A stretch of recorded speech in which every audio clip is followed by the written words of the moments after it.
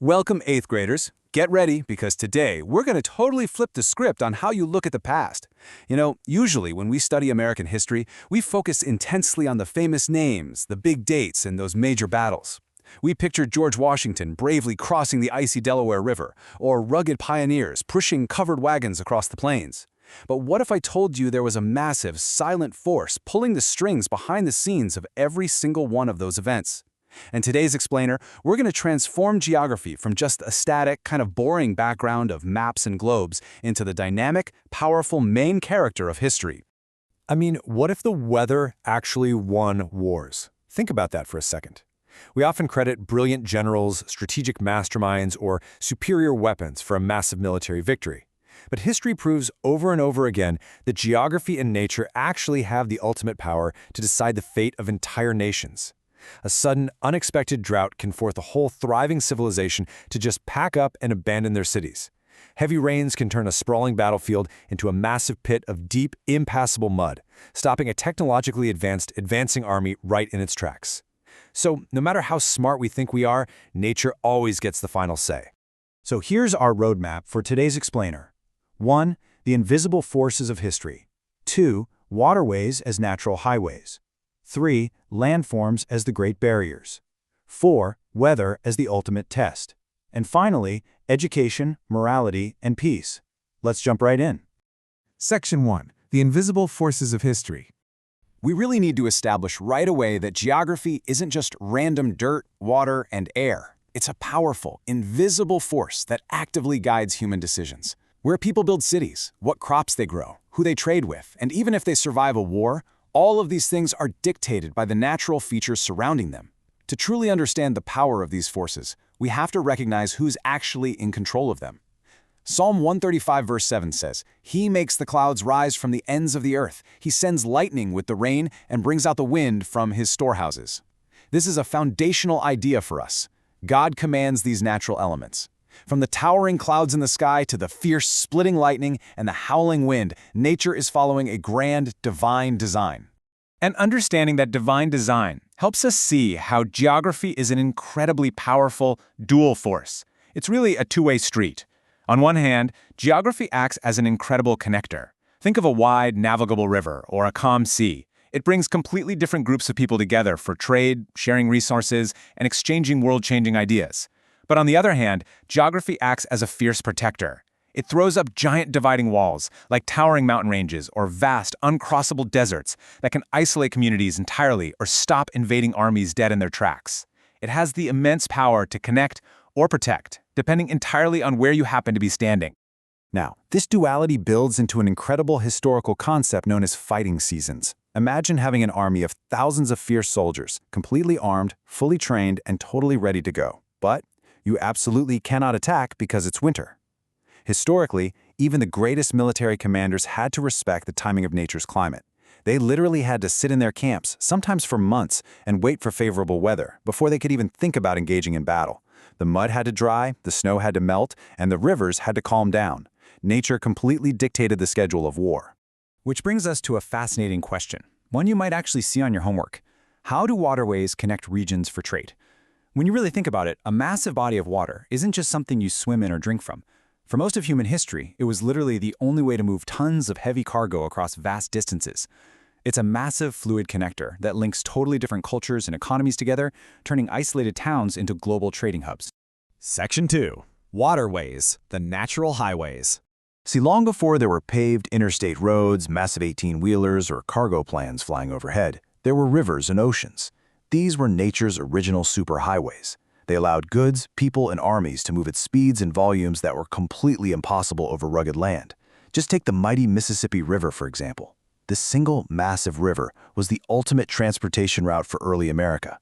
Imagine bustling steamboats and massive wooden rafts loaded with tons of grain, cotton, and timber. It took all those goods from deep within the agricultural Midwest and cascaded them thousands of miles south, all the way down into the Gulf of Mexico. Because it was such an incredibly powerful highway, it actually shaped exactly where people decided to build their towns, ultimately building entire thriving regional economies right along its muddy banks. So, when you're asked how the Mississippi River helped shape trade in the 18th and 19th centuries, keep this in mind. It wasn't just a scenic river. It was the entire continent's main artery. It made mass-scale trade possible by providing a fast, reliable route to the ocean, connecting inland farmers directly to a massive global market. Without it, the early American economy simply couldn't have grown the way it did. Now, if water acts as the ultimate highway, what happens when we look at the Earth itself? Can you think of a massive landform that provided natural protection to a city? Imagine a giant, immovable piece of Earth acting as a city's personal, impenetrable bodyguard. What would that look like, and how would it change the way people lived? Section 3. Landforms, the Great Barriers. Massive landforms like soaring mountains, deep canyons, and rugged plateaus acted as the world's giant shields and walls. They didn't just look breathtaking, they practically dictated where communities could safely grow and where enemies could not pass. But these landforms are a fascinating double-edged sword. On one hand, towering mountains are absolutely amazing for keeping brutal enemies out. That is the ultimate natural protection. But on the flip side, they also severely block your own ability to expand. Think about it. If a mountain range is too steep, rocky, and freezing for your enemy's army to cross, it's probably way too steep for your own fragile trade wagons to cross too. It provides incredible safety, but it brings intense isolation right along with it. And this brings up a really critical question. Why did the Rocky Mountains slow early U.S. expansion?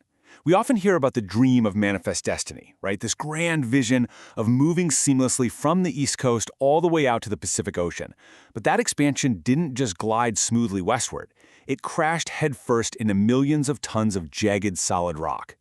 The geography demanded a massive toll. Because before explosive dynamite and modern railroads existed, the massive Rocky Mountains acted as a towering, imposing wall of stone and ice. Travelers couldn't just casually walk over them wherever they please. No way. They were forced to search for very specific, incredibly dangerous, and narrow mountain passes just to squeeze through and move west. Imagine trying to force a massive, heavy wooden wagon, pulled by exhausted oxen, through a tiny, freezing gap in the rocks while a blizzard is brewing. It was terrifying and treacherous. That single geographic feature drastically slowed down trade, communication, and settlement, entirely dictating where the next American towns would eventually pop up. Now, I want you to imagine the absolute most intense freezing weather you've ever personally experienced. The kind of cold that just chills your bones and makes your teeth chatter. Got it? Now multiply that cold, take away your heavy winter coat, and imagine having to live outside in the snow for months on end. That terrifying thought sets up our next exploration into the Revolutionary War. Describe one way weather affected the Continental Army at Valley Forge. Section 4. Weather, the ultimate test. We've talked about water and land, but weather is the final, completely unavoidable geographic force. It doesn't matter how unbelievably strong your army is or how technologically advanced your weapons are, weather is the ultimate, grueling test of human endurance and preparation. Picture the Continental Army at Valley Forge during the bitterest days of the Revolutionary War. They were starving, lacking basic supplies like shoes, and absolutely freezing in the snow. Surviving that harsh, brutal winter wasn't just about finding physical warmth, it was a profound test of sheer willpower. It was about keeping the very spirit to fight alive when everything in nature was telling them to just give up. Survival in those conditions came in distinct, grueling stages. First, they had to somehow physically endure the freezing winter, using whatever meager shelter and fire they could muster. Second, by surviving that shared suffering together, it actually boosted their overall troop morale in a powerful way. They realized that if they could beat the deadly, freezing winter of Valley Forge, they absolutely had the toughness to beat the British Empire. And third, that brutal experience definitively proved a historical lesson. Preparing for a region's extreme climate is absolutely just as important as preparing for the enemy's attacks. Geography is an adversary you must always respect. Section 5. Education, Morality, and Peace. Okay, so we've seen how failing to prepare for the realities of geography can lead to absolute disaster, and how recognizing these invisible forces is the key to incredible success. Well, the exact same is true for your own mind and life. Education without biblical morality is like holding a broken compass in a dangerous wilderness. I mean, what's the point of being incredibly smart, memorizing history, and being well educated if you just continue to make bad choices that end up hurting you and the people around you? It just leads to pain and confusion. But when you pair your education with a strong moral foundation, everything changes. Your moral compass guides your knowledge. That powerful combination is what leads to true peace of mind, strong relationships, and lasting success. And this isn't just a good idea, it's a beautiful, spiritual promise. Romans chapter 8, verses 6 and 7 promises peace of mind to everyone who keeps their mind spiritual. This is exactly what happens when you engage with this kind of deep, reflective learning. By pairing the incredible facts and historical knowledge of your education with a deep, spiritual and moral foundation, you secure a true and lasting peace of mind.